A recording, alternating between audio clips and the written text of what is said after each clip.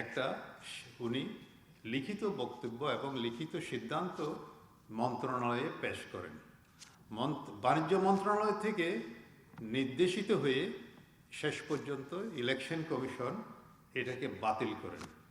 তার মানে ট্রেড গ্রুপের 3 জন, টাউন অ্যাসোসিয়েশনের 3 জনকে বাতিল ঘোষণা করেন এবং অর্ডিনারি অ্যাসোসিয়েট এখানে যারা ভুয়া ভোটার ছিল তাদেরকে বাদ দিয়ে নিশ্চিত করে সমস্ত কাগজপত্র যাদের ছিল তাদেরকে নিয়ে একটা ভোটার লিস্ট তৈরি করেন। যে ভোটার লিস্টের উপর নির্বাচন হতে যাচ্ছিল, আমরা সবাই 5 আগস্ট 2024 সালের পরে চট্টগ্রামের ব্যবসায়ী সমাজের সদস্যবৃন্দ অনেক উৎফুল্লতার সাথে এটা নির্বাচনে অংশগ্রহণ করার জন্য তৈরি হয়। কোনো এক কারণে যেদিন লাস্ট রিনিউয়াল ডেট, সেই লাস্ট রিনিউয়াল ডেটে গিয়ে দেখা যায় একটা অবৈধভাবে টাকা জমা দিয়ে সেই টাউন অ্যাসোসিয়েশন এবং ট্রেড গ্রুপের পক্ষ থেকে তাদেরকে ভোটার লিস্টে নিয়ে আসার জন্য অপতৎপরতা শুরু হয় এবং তা রাত্রিবেলা অফিস টাইমের পরে। সেটার প্রেক্ষিতে আলটিমেটলি আমাদেরকে আরবিট্রেশন ট্রাইব্যুনাল, যেটা FBCCI এর নির্ধারিত একটা আইনি সংসদ এবং বাণিজ্য মন্ত্রণালয়ের অ্যাপ্রুভেল দেওয়া একটা জাজ আদালত ব্যবসায়ী সমাজে সারা বাংলাদেশের জন্য, আমরা সম্মিলিত ব্যবসায়ী পরিষদের অনেক সদস্যদের মধ্যে আমি এবং আজিজুল হক দুইজনই চট্টগ্রাম চেম্বারের সদস্য হিসেবে আমরা আরবিট্রেশন ট্রাইব্যুনালে আপত্তি জানাই যে এটা অনৈতিক, যেগুলির অস্তিত্ব নাই তাদেরকে বাদ দেওয়া হোক। ইন দ্য মিন টাইম দুজন সদস্য আপনার কোর্টে কেস দায়ের করে। সে কেস দায়ের করার পরে আমাদের আরবিট্রেশন ট্রাইব্যুনালের শুনানিটা স্থগিত করা হয়। আপনাদের জ্ঞাতার্থে জানাচ্ছে, আরবিট্রেশন ট্রাইব্যুনালে যে কন্টিনিউশনটা স্থগিত হয়ে যায়, সে আরবিট্রেশন ট্রাইব্যুনালের রায়টা আবার দেওয়ার জন্য হাইকোর্ট, অ্যাপিলেট বোর্ড ওখান থেকে একটা নির্দেশ দেওয়া হয় এবং ফুল বেঞ্চ থেকে সুপ্রিম কোর্টের নির্দেশ দেওয়া হয় আরবিট্রেশন ট্রাইব্যুনালকে উইদিন 4 উইকস এটাকে নিষ্পত্তি করে এটা যেন সুপ্রিম কোর্টে অ্যাপিলেট ডিভিশনে জানানো হয়। আরবিট্রেশন ট্রাইব্যুনাল অনেক বিচার বিশ্লেষণ করে এই নির্দিষ্ট একটা সিদ্ধান্তে আসে যে ত্রুটিপূর্ণ এবং মেয়াদোত্তীর্ণ যে নির্বাচন শিডিউল ঘোষণা করা হয়েছে, নির্বাচন কমিশনকে বলা হয়েছে এবং বাণিজ্য মন্ত্রণালয়কে বলা হয়েছে, এটাকে বাদ দিয়ে নতুনভাবে 2025 সালের 20 মে যে আইন পাশ করা হয় এবং যেটা সমগ্র বাংলাদেশের ব্যবসায়ী সমাজের সংগঠনের জন্য দেওয়া হয় বাণিজ্য মন্ত্রণালয় থেকে সরকারিভাবে, সেটা মেনে নতুন একটা শিডিউল ঘোষণা করার জন্য।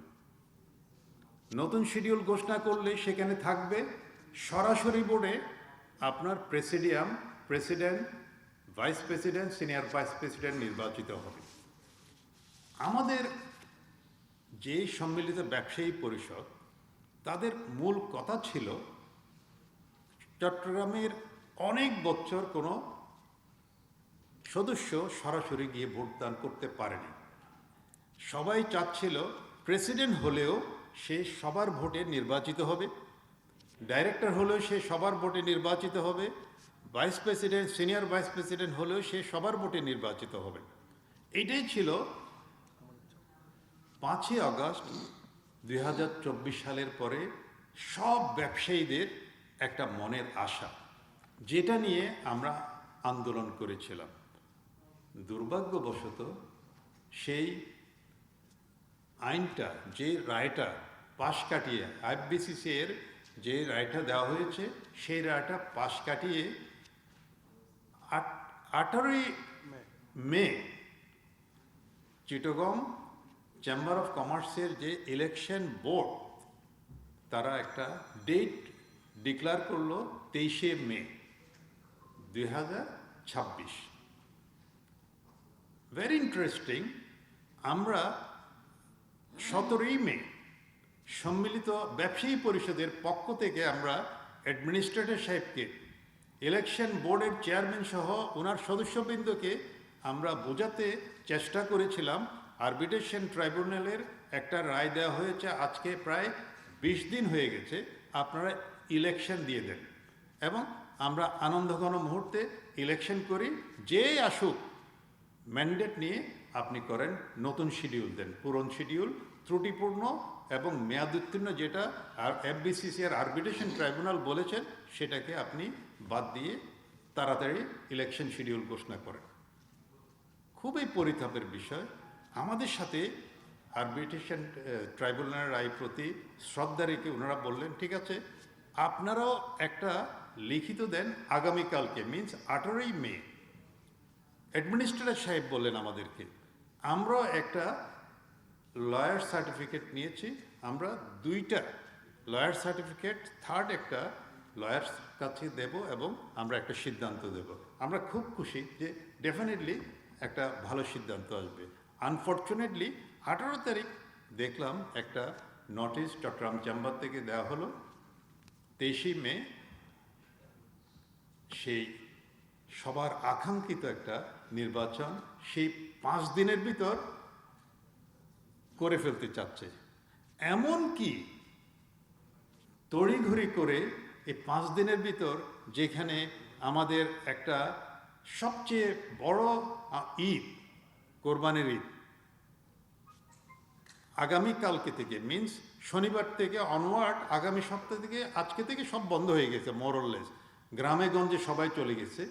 3 দিন হাতে রেখে ইলেকশন শিডিউল ডিক্লেয়ার করা এবং আমাদেরকে তার আগের দিনও যে কথাটা বলেছেন ওইটা না রাখা, সব ব্যবসায়ীদেরকে একটা এক জায়গায় এনে জিজ্ঞেস না করে কোন দিন ইলেকশন হলে সবাই স্বতঃস্ফূর্তভাবে ভোট দিতে পারবে, কোনো কিছু তোয়াক্কা না করে তড়িঘড়ি করে এত কুচক্রীভাবে কি একটা দরকার হলো যে একটা চট্টগ্রাম চেম্বার ঐতিহ্যবাহী শতবর্ষী চেম্বারকে আপনি এইভাবে কুক্ষিগত করার জন্য ইলেকশন দিয়ে দিলেন। আমরা এটার বিপরীতে আমরা হাইকোর্টে রিট করলাম গত বৃহস্পতিবার, গতকালকে রিট করার সাথে সাথে রিটটা অনেক শুনানির পরে রিটে বলল 6 মাসের জন্য স্থগিত করা হলো, ইলেকশন স্থগিত করে সেই স্থগিতটা আদেশটা দেওয়া হলো দিনের 2টার সময়। সবাই খুশি, সুন্দরভাবে ঈদের পরে সবার পার্টিসিপেটেড ইলেকশন হবে। আমরা সবাই চিন্তা করলাম যে ভালো ঈদটা যাবে, পরে সবাই মিলে একটা সুন্দর ইলেকশন করব।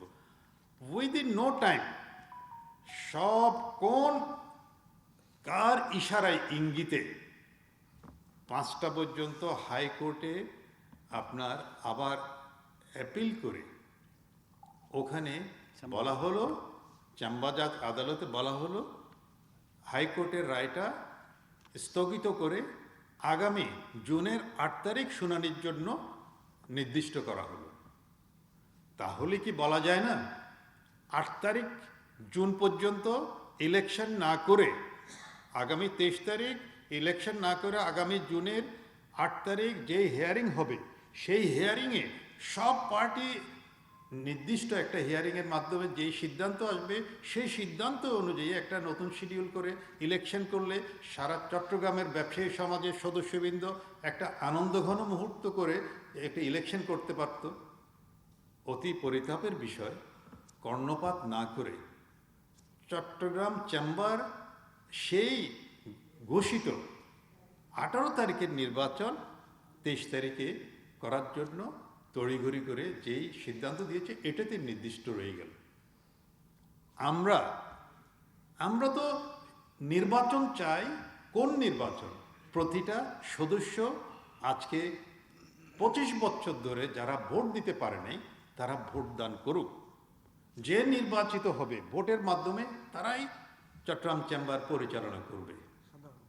আমাদের পরিতাপের দুঃখের বিষয় আপনাদের মাধ্যমে জানাতে চাই জাতিকে, সেই নির্বাচন, যে নির্বাচন ব্যবসায়ীদের সম্পৃক্ততা না করে একপেশি করে কুচক্রী মহল সেই আগের অবস্থায় লতিফগঞ্জ যেটা করেছিল, যে লতিফগঞ্জকে আমরা উৎখাত করে 5ই আগস্টের পরে সারা বাংলাদেশে একটা নজির সৃষ্টি করা হয়েছিল।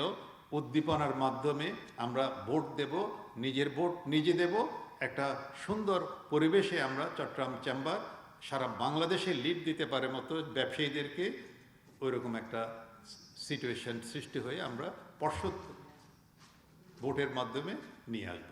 কিন্তু পরিতাপের বিষয়, দুঃখের বিষয়, আজকে সেটা আমরা পারলাম না। যেই কারণে আমরা আপনাদের কাছে অনুরোধ করেছি, আপনারা আসেন, আপনারা আমাদের দুঃখ, আমাদের কথাগুলি শুনেন।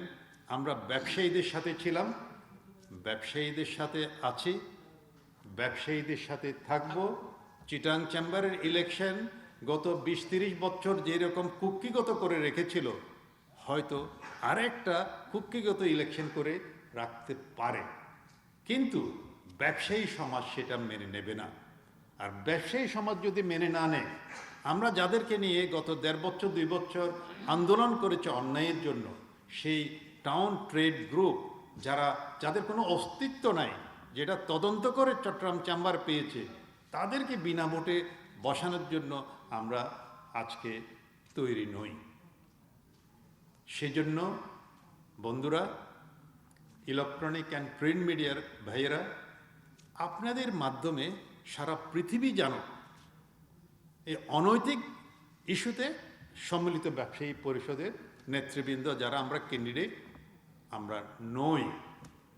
আমরা এই আগামীকালকের 23শে মে 2026-এর ইলেকশন আমরা প্রত্যাখ্যান করলাম। আমরা এইখানে যারা আছি ক্যান্ডিডেট সবাই একমত হয়ে। আরও আশ্চর্য ব্যাপার, আমাদের ক্যান্ডিডেট অথবা অন্য অপোনেন্ট ক্যান্ডিডেট, আপনি খবর নিয়ে দেখেন, কেউ হজ করতে গিয়েছেন, কেউ দেশের বাইরে ব্যবসা করতে গিয়েছেন, আজকে সেই ইলেকশনের জন্য কেউ তৈরি না। এত বড় একটা দুর্ত, আমি বলবো একটা কুচক্রী মহল কিভাবে যেন পাশ কাটিয়ে একটা ইলেকশন করে ফেলতে পারলে হলো, কেউ আসুক বা না আসুক। কোন গোষ্ঠীর স্বার্থে এই কাজটা চট্টগ্রাম চেম্বারের ইলেকশন বোর্ড করে যাচ্ছে? আমরা তাদেরকে সম্মিলিত ব্যবসায়ী পরিষদ তথা বৃহত্তর চট্টগ্রাম ব্যবসায়ীদের পক্ষ থেকে আমরা নিন্দা জানাই। আমরা চাই এই বোর্ড যারা সদস্য আছেন, আপনাদের মাধ্যমে আমি অনুরোধ করব, আগামীকালকে ভোটে কোনো ভোটার যেন এই কুচক্র, যারা এক পেশে গণতন্ত্রহীনতার চক্রান্তে যারা নির্দিষ্ট দিকে এগিয়ে নিয়ে যাচ্ছে, এই চট্টগ্রাম চেম্বারকে ভোট দানে আপনারা বিরত থাকবেন।